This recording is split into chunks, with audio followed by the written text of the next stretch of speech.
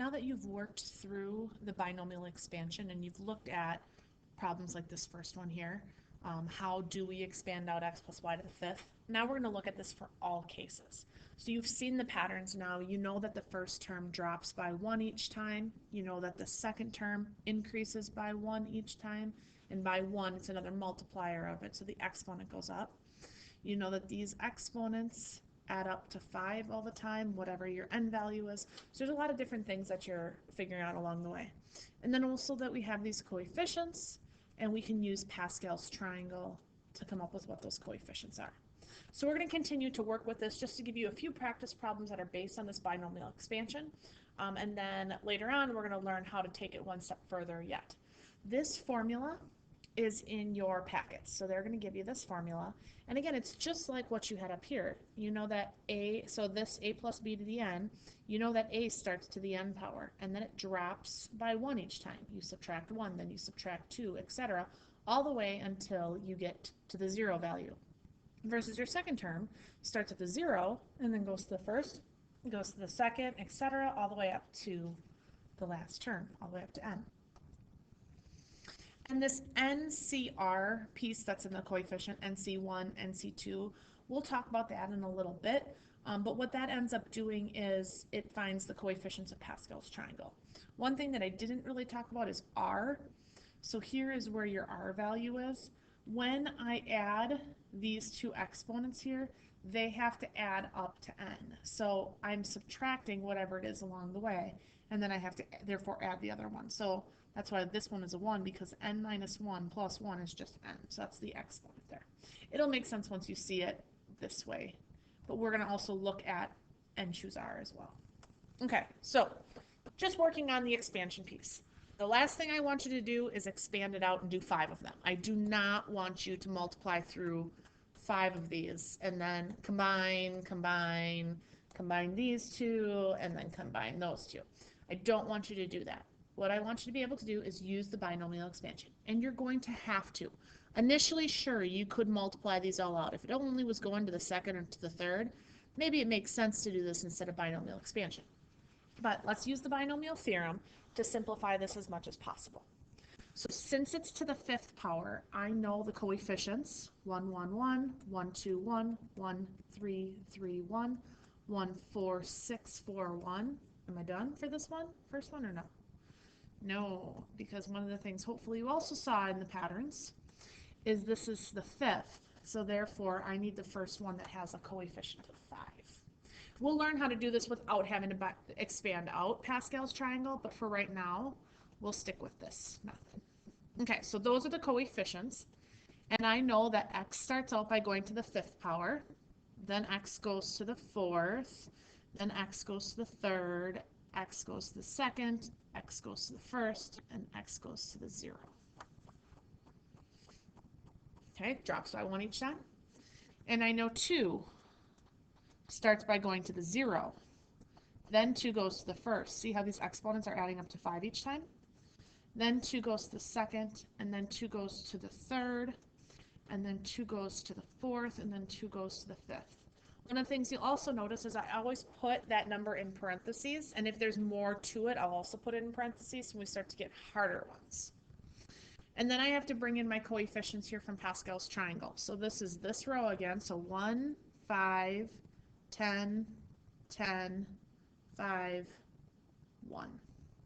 And then lastly, pluses between all of these. So this does get a little messy here, especially because I should have given myself a little more space.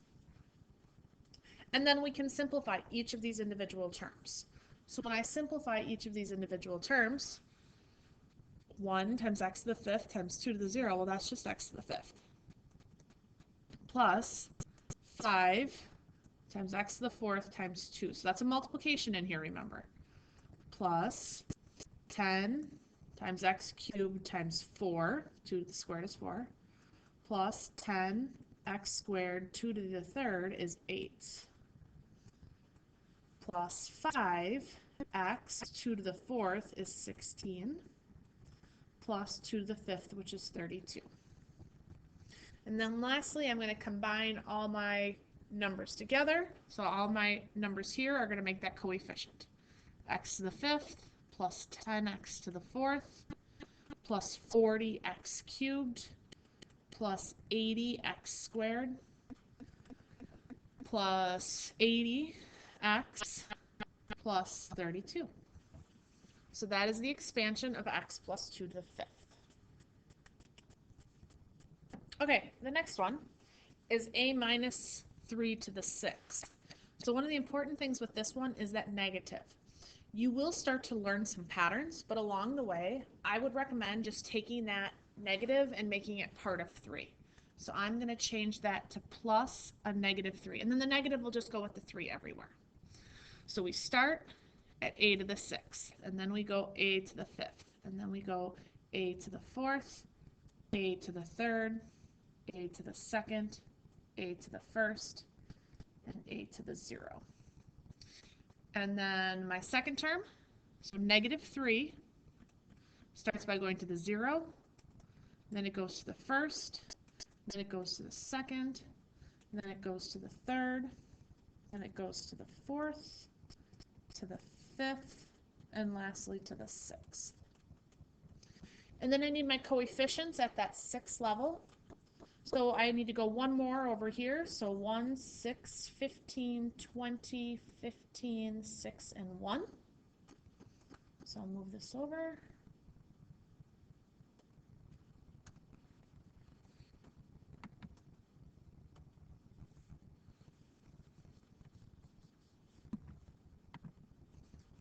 So those are the coefficients now that I need to bring up in here. So therefore my coefficients are 1, 6, 15, 20, 15, 6, and 1. And then I'll put my symbols in here. I always put pluses, but now because this one has that negative in there, we are going to have some minuses in here as well. Okay, so now I go through and I simplify each individual term. Remember, the terms are split up by the addition signs. So a to the sixth is a to the sixth. This is 1, so therefore this is a to the sixth. Plus, this is 6, this is a to the fifth, and this is a negative 3.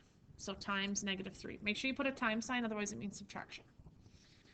Plus 15, a to the fourth. What's negative 3 squared? It's positive 9. Be careful if you type that into your calculator, you may type it in wrong.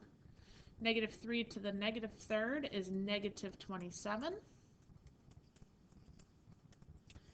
Negative 3 to the fourth is positive 81.